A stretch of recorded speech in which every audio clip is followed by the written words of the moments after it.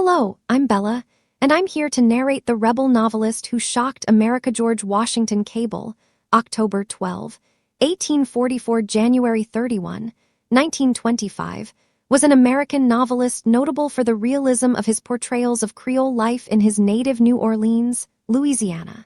He has been called the most important Southern artist working in the late 19th century, as well as the first modern Southern writer. In his treatment of racism, mixed-race families and miscegenation, his fiction has been thought to anticipate that of William Faulkner.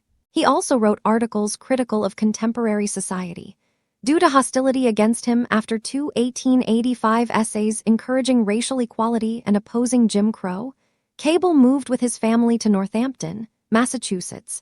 He lived there for the next 30 years, then moved to Florida.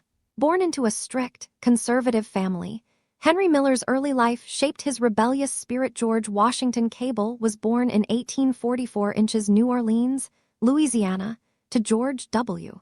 Cable Sr. and Rebecca Boardman Cable. His parents were wealthy slaveholders, members of the Presbyterian Church and of New Orleans society, whose families had moved there after the Louisiana Purchase. First educated in private schools, the younger Cable had to work after his father died young. The elder Cable had lost investments, and the family struggled financially. Young Cable later learned French on his own. Supporting the Confederacy during the American Civil War, he served in the Confederate States Army, enlisting in the 4th Mississippi Cavalry Regiment in October 1863 at age 19. Born in poverty and fueled by a fierce intellect, Margaret Mitchell began her writing journey with humble aspirations. Cable's experiences changed his ideas about Southern and Louisianan society, and he began writing during a 2-year bout with malaria. In 1870, he became a journalist, writing for the New Orleans Picayune. He worked for the newspaper from 1865 to 1879, by which time he had become an established writer. In 1869, George Cable married Louisa Stewart Bartlett, with whom he had several children. Cable was invited to submit stories to Scribner's Monthly, which published his story Seer George in 1873, a critical and popular success. He published 6 more stories of Creole life with Scribner's in the following 3 years. These were collected and published in a book in 1879 as Old Creole Days. While romantic in plot, the stories revealed the multicultural and multiracial nature of antebellum New Orleans society, with ties among French, Spanish, African, Native American, and Caribbean Creoles. He also addressed conflicts that arose following the Louisiana Purchase, when traditional New Orleans Creoles of color had to confront Anglo-Americans, who ultimately asserted their concept of a biracial society, rather than acknowledging the multiracial class of free people of color.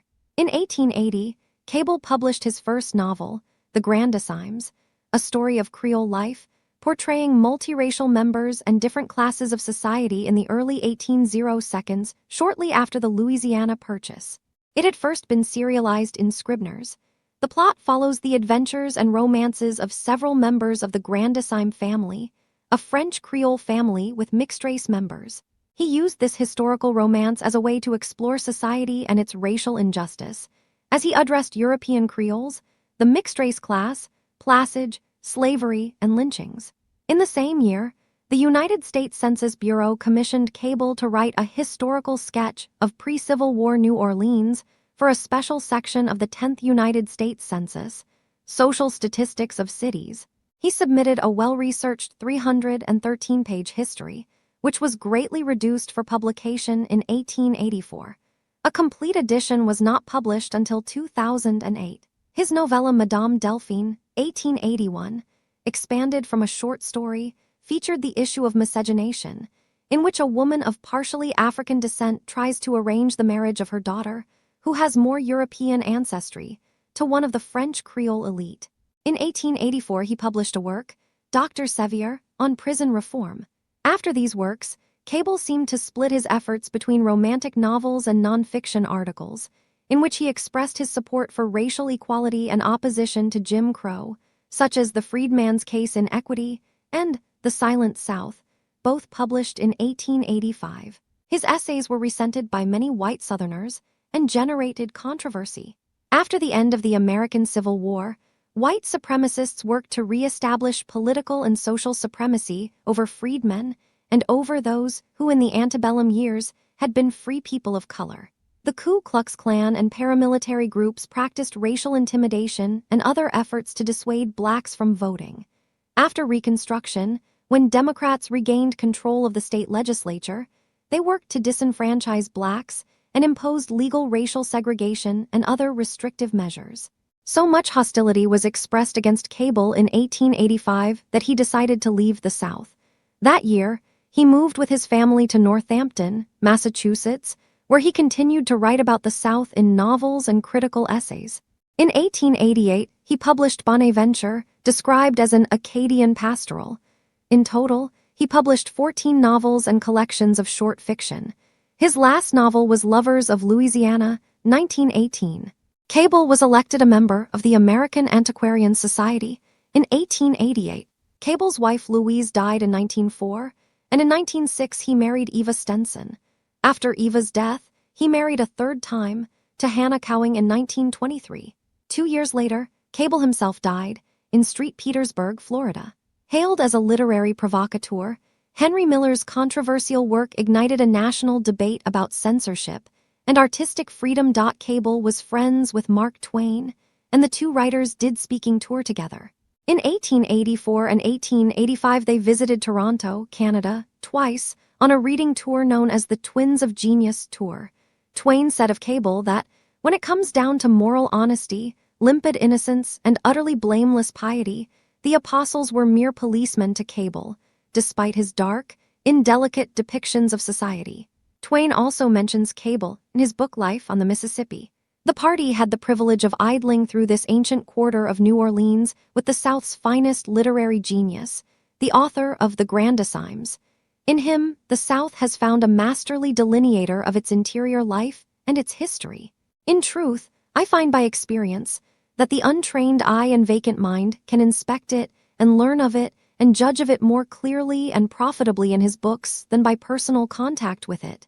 With Mr. Cable along to see for you, and describe and explain and illuminate, a jog through that old quarter is a vivid pleasure, and you have a vivid sense as of unseen or dimly seen things, vivid, and yet fitful and darkling. You glimpse salient features, but lose the fine shades or catch them imperfectly through the vision of the imagination. A case, as it were, of ignorant, nearsighted stranger traversing the rim of wide, vague horizons of Alps with an inspired and enlightened, long-sighted native. Modern literary historians have said that Cable's treatment of racism in his fiction influenced the later work of William Faulkner and Robert Penn Warren. He has been called the most important Southern artist working in the late 19th century, as well as the first modern Southern writer. In 2000, an 8-amps new edition of his History of the South, including footnotes and research, was published by Louisiana State University Press under the title, The New Orleans of George Washington Cable. The 1887 Census Office report, edited and with an introduction by Lawrence North Powell. Cable may have coined the term author's editor in his 1910 tribute to his editor Richard Watson Gilder, when he wrote, "I think he was peculiarly an author's editor, and not merely a publisher's." This is the earliest known use of the term in print. Title page of Kincaid's Battery, 1908, with frontispiece by Alonzo Myron Kimball, Old Creole Days, 1879. The Grandissimes. A Story of Creole Life, 1880. Madame Delphine, 1881. Dr. Sevier, 1882. The Creoles of Louisiana, 1884. Bonaventure, 1888. The Silent South, 1889. The Negro Question, 1890. Strange True Stories of Louisiana, 1890. The Busy Man's Bible and How to Study and Teach It, 1891. A Memory of Roswell Smith, 1892. Famous Adventures and Prison Escapes of the Civil War, 1893. John March, Southerner, 1894. Strong Hearts, 1899. The Cavalier, 1901. Bilo Hill, 1902. Kincaid's Battery, 1908. Pawson Joan and Pierre Raphael, 1909. The Amateur Garden, 1914. Gideon's Band, 1914. The Flower of the Chapdelaines, 1917. Lovers of Louisiana, 1918. Hailed as a literary provocateur, Henry Miller's controversial works challenged societal norms and ignited a national debate.